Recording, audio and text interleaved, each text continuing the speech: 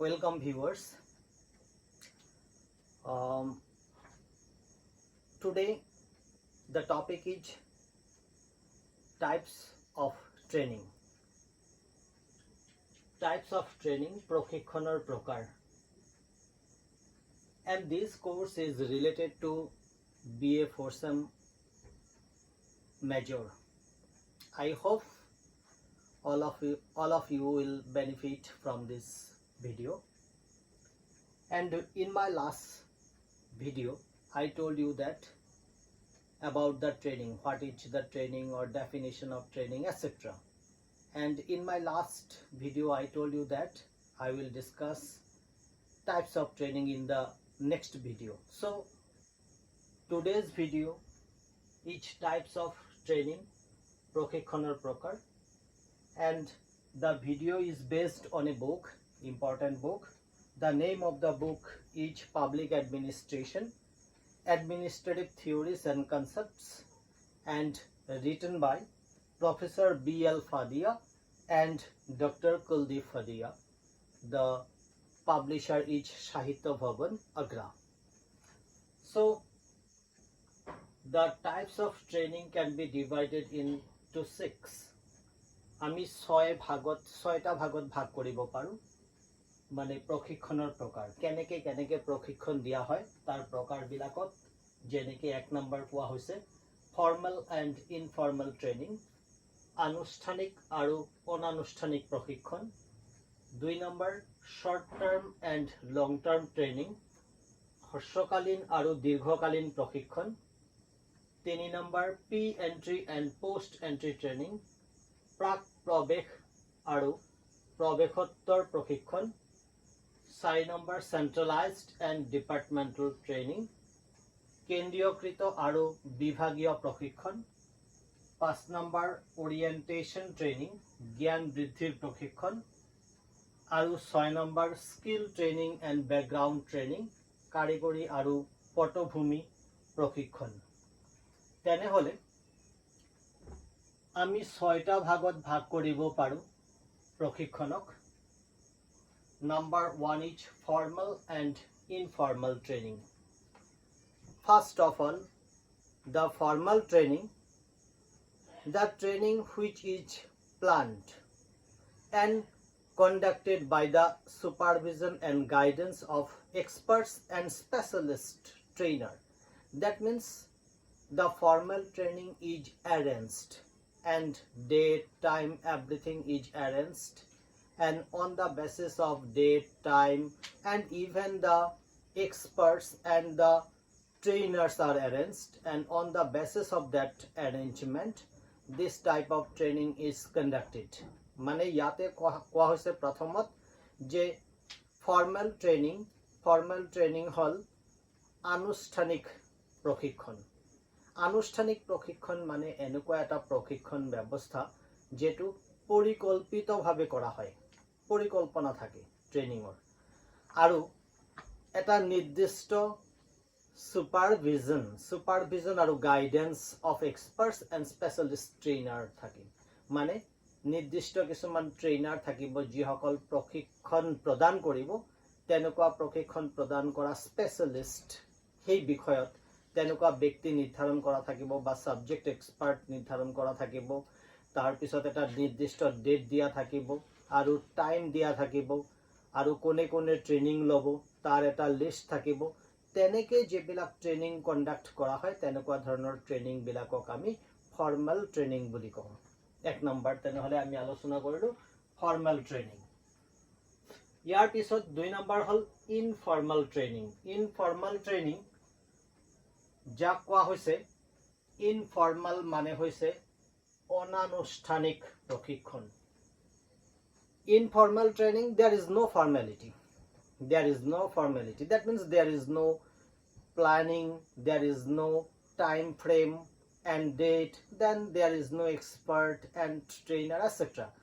This type of informal training is training by experience, which acquired by the employees gradually in course of doing their actual works. That means when we are doing our actual works, on the basis of or on depends of our actual works we gathered some experience, and this is called the informal training. Informal training mane koa hoise অনানুষ্ঠানিক প্ৰশিক্ষণ, আৰু এই অনানুষ্ঠানিক প্ৰশিক্ষণ যেটো আনুষ্ঠানিক প্ৰশিক্ষণৰ দৰে কোনো নিৰ্দিষ্ট সময় বা পৰিকল্পনা বা কিছুমান স্পেশালিষ্ট বা ট্ৰেইনাৰৰ জৰিয়তে ট্ৰেইনিং দিয়া নহয়।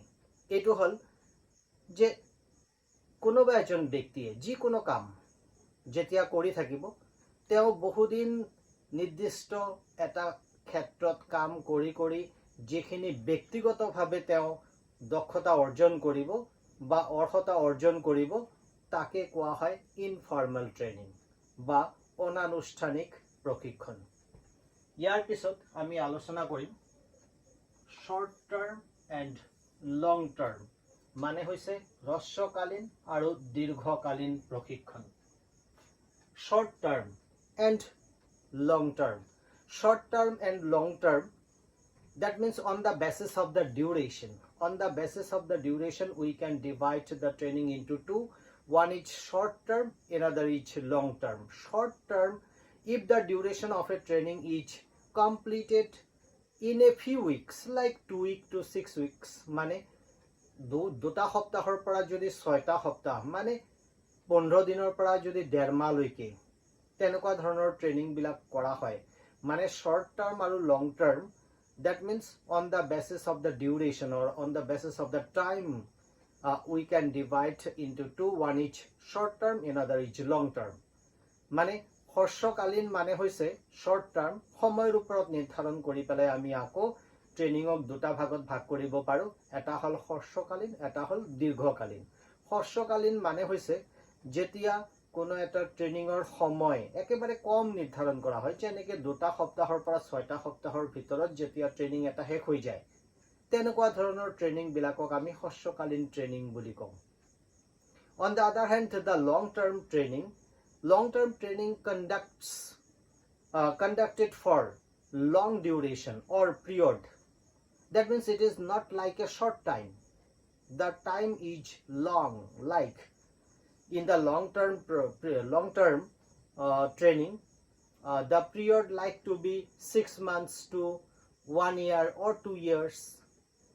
Okay, 6 months to 1 year or 2 years. If the duration is so long, so 1 year or 2 years, that means the period is so long, then it is called the long term training.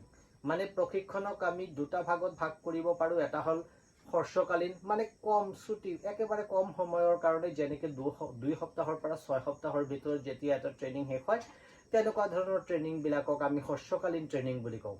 আৰু দীৰ্ঘকালীন training মানে হৈছে বা প্ৰশিক্ষণ মানে হৈছে যাৰ সময় মানে ট্ৰেইনিংৰ যেটো সময় সেই সময়টো বৃহৎ মানে দীৰ্ঘকালীন, যেনেকৈ 6 মাহৰ পৰা যদি 1 বছৰ বা কেতিয়াবা 2 বছৰ তেনেকুৱা যদি দীৰ্ঘ সময়ৰ কাৰণে যেতিয়া ট্ৰেইনিং দিয়া হয় তেনেকুৱা ধৰণৰ ট্ৰেইনিং বিলাকক বা প্ৰশিক্ষণ বিলাকক লং টাৰ্ম ট্ৰেইনিং বুলি কোৱা হয়। Now the pre-entry and post-entry training, মানে প্ৰাক প্ৰৱেশ আৰু প্ৰৱেশোত্তৰ প্ৰশিক্ষণ। Pre-entry and post-entry training. Pre-entry training, that means some training which are taken before enter in the service. Pre-entry training, this training seeks to prepare future jobs or services. That means when for a particular jobs we are preparing ourselves, that is called pre-entry training. Okay, pre-entry training means a preparation. This training seeks to prepare for job, that means for future jobs or services. We are not get jobs. If we trained or if we getting training from a particular organization, then it will help for get the job. So this type of training is called the pre-entry training. Pre-entry training মানে হৈছে প্ৰাক প্ৰৱেশ, মানে কোনো এটা চাকৰিত প্ৰৱেশ কৰাৰ আগতে মানে চাকৰি পোৱাৰ আগতে যেতিয়া আমি কিছুমান কোৰ্স কৰো বা ট্ৰেনিং লওঁ আৰু সেই ট্ৰেনিং বিলাক লোৱা হয় জেনাৰেলি সেই চাকৰিটো পোৱাৰ বাবে যেতিয়া আমি ট্ৰেনিং বিলাক লওঁ যেনেকৈ কোচিং লোৱা হয় তেনেকুৱা ধৰণৰ ট্ৰেনিং বিলাকক আমি প্ৰাক প্ৰৱেশ ট্ৰেনিং বা প্ৰাক প্ৰৱেশ প্ৰশিক্ষণ বুলি কওঁ then another is post entry training this training is given to the employees after joins in service of jobs that means after getting jobs in a particular department when the training conducts to that type of fresh employees this type of training is called the post entry training মানে ইয়াতে কোৱা হৈছে post entry training মানে হৈছে প্ৰৱেশোত্তৰ প্ৰশিক্ষণ মানে আমি যেতিয়া চাকৰি পোৱাৰ পিছত মানে কোনো এটা বিভাগত আমি কোনো এটা নিৰ্দিষ্ট চাকৰি পালো আৰু চাকৰি পোৱাৰ পিছত যেতিয়া সেই চাকৰিৰ কাৰণে উপযুক্ত কৰি তোলাৰ কাৰণে যেতিয়া আমাক ট্ৰেনিংৰ ব্যৱস্থা কৰে বা প্ৰশিক্ষণৰ ব্যৱস্থা কৰে তেনেকুৱা ধৰণৰ প্ৰশিক্ষণ বিলাকক আমি পোষ্ট এন্ট্ৰি ট্ৰেনিং বা প্ৰৱেশোত্তৰ ট্ৰেনিং বুলি বা প্ৰশিক্ষণ বুলি কওঁ নাও the centralized and departmental training মানে কেন্দ্ৰীয়কৃত আৰু বিভাগীয় প্ৰশিক্ষণ কেন্দ্ৰীয়কৃত centralized and another is departmental training centralized training means when training is provided by a central training agency for employees of many departments this type of training is called the centralized training that means training is conducted not for a particular department of all like all officers which are trained by a particular training agency or organization that type of training is called the centralized training মানে কেন্দ্ৰীয়কৃত প্ৰশিক্ষণ বুলি কোৱা হয় আৰু কেন্দ্ৰীয়কৃত প্ৰশিক্ষণ মানে হৈছে যেতিয়া কোনো এটা সেন্ট্ৰালাইজ কমিটি মানে কেন্দ্ৰীয়কৃত যেটো ট্ৰেনিং অৰ্গানাইজেচনে বা সংগঠনে যেতিয়া সকলো বিভাগৰ বা বহু বিভাগৰ কোনো এটা নিৰ্দিষ্ট বিভাগৰ নহয় বেলেগ বিভাগৰ যেনেকৈ অফিচাৰ সকলক বা আন কোনো এমপ্লয়ি সকলক যেতিয়া একেলগে ট্ৰেনিংৰ ব্যৱস্থা কৰে তেনেকুৱা ধৰণৰ ট্ৰেনিং বিলাকক বা তেনেকুৱা ধৰণৰ প্ৰশিক্ষণ বিলাকক আমি সেন্ট্ৰালাইজড ট্ৰেনিং বুলি কওঁ then another is departmental training মানে হৈছে this type of training is conducted okay departmental training this training is conducted only for the employees within the same department that means from a particular department the department sometime organized or conducts training for the employees of the same department not for the other departments and this type of training is called the departmental training মানে হৈছে বিভাগীয় প্ৰশিক্ষণ আৰু বিভাগীয় প্ৰশিক্ষণ মানে হল যেতিয়া কোনো এটা নিৰ্দিষ্ট বিভাগে তেওঁলোকৰ বিভাগীয় বিষয়াসকল বা কৰ্মচাৰীসকলৰ কাৰণে প্ৰশিক্ষণৰ ব্যৱস্থা কৰে তেনেকুৱা ধৰণৰ প্ৰশিক্ষণ বিলাকক আমি বিভাগীয় প্ৰশিক্ষণ বুলি কওঁ আৰু সেই বিভাগৰ বাহিৰে বেলেগ বিভাগৰ চাকৰিয়ালসকল বা বেলেগ বিভাগৰ কৰ্মচাৰীসকলে তেনেকুৱা ধৰণৰ ট্ৰেনিং বিলাকত অংশগ্ৰহণ কৰিব নোৱাৰে মাত্ৰ সেই বিভাগৰ এমপ্লয়ি সকল বা কৰ্মচাৰী সকলে হে মাত্ৰ অংশগ্ৰহণ কৰিব পাৰে then another is orientation training মানে হৈছে অসমীয়া জ্ঞান বৃদ্ধিৰ প্ৰশিক্ষণ orientation training and this training is to introduce an employee about the basic concept of job new work environment aims and objectives of the organization etc that means it try to make orient among the employees of the department মানে ইয়াতে কোৱা হৈছে যে orientation মানে হৈছে জ্ঞান বৃদ্ধিৰ প্ৰশিক্ষণ কিছুমান বিভাগত বা কোনো একজন চাকৰিয়ালক বা কৰ্মচাৰীক যেতিয়া তেওঁৰ চাকৰিৰ বিষয়ে ধাৰণা প্ৰদান কৰা হ'ব বা কেনেকুৱা নতুন ধৰণৰ চাকৰি বিলাকত বা পৰিবেশত কেনেকৈ নিজকে খাপ খোৱাব লাগিব বা তেওঁৰ উদ্দেশ্য বা লক্ষ্য মানে সেই সংগঠনটোৰ উদ্দেশ্য বা লক্ষ্য কি ইত্যাদিৰ বিষয়ে যেতিয়া তেওঁক প্ৰশিক্ষণ দিয়া হ'ব তেনেকুৱা ধৰণৰ ট্ৰেনিং বিলাকক আমি orientation training বুলি কওঁ মানে হৈছে এই ওৰিয়েণ্ট কৰা মানে তেওঁৰ সেই বিভাগবিলাকৰ সম্বন্ধে বা তেওঁৰ চাকৰিৰ বিষয়ে বা তেওঁৰ যেটো পৰিবেশ যি পৰিবেশত কাম কৰিব সেই পৰিবেশৰ বিষয়ে যেতিয়া তেওঁক জ্ঞান প্ৰদান কৰা হ'ব তেনেকুৱা ধৰণৰ ট্ৰেনিং বিলাকক বা প্ৰশিক্ষণ বিলাকক আমি ওৰিয়েণ্টেশন ট্ৰেনিং বুলি কওঁ ইয়াৰ পিছত আমি আলোচনা কৰিম skill training and background training skill training and background training যেটো আমি আলোচনাৰ বিষয় এতিয়া যে skill training and background training skill training অসমীয়াত কোৱা হয় কাৰিকৰী প্ৰশিক্ষণ আৰু পটভূমি প্ৰশিক্ষণ এইবাৰ স্কিল ট্ৰেনিং মানে হৈছে the skill training means skills or vocational training each provided to improve the professional efficiency of the employees.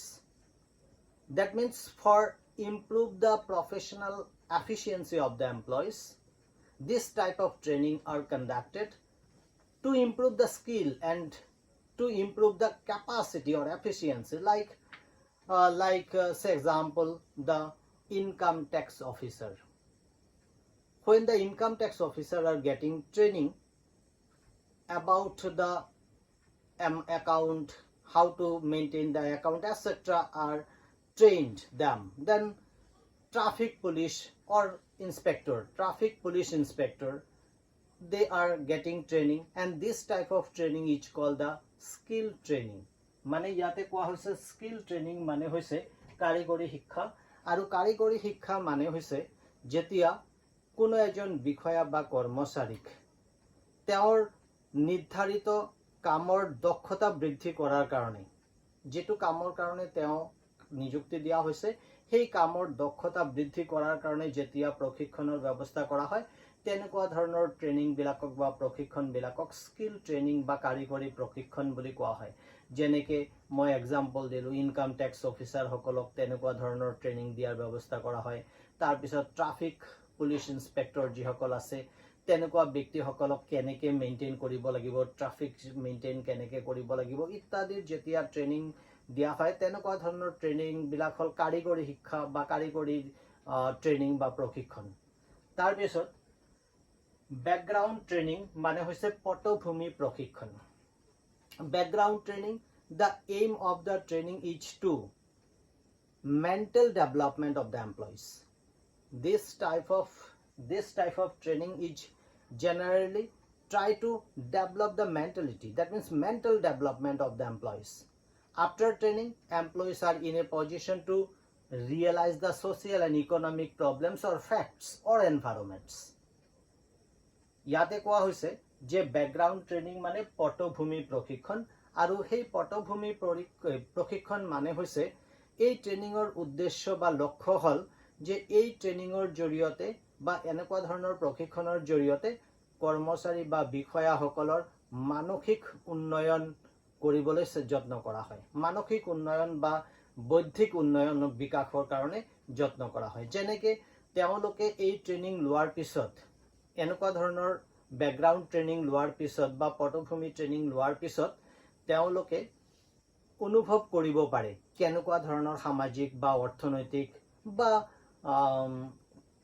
পাৰিপাৰ্শ্বিক পৰিস্থিতি কেনেকুৱা বা পাৰিপাৰ্শ্বিক বা সামাজিক বা অৰ্থনৈতিক কি সমস্যা আৰু তেনেকুৱা ধৰণৰ সমস্যাবিলাকৰ বিষয়ে যেতিয়া তেওঁলোকে জ্ঞান অৰ্জন কৰিব পাৰিব তাৰ পিছত তেওঁলোকে এটা উপযুক্ত সিদ্ধান্ত ল'ব পাৰিব তো this type of training is called the background training. Actually, the aim of the background training is to mental development of the employees and to realize them about the social, economic and environmental effects or environment of the locality and the area.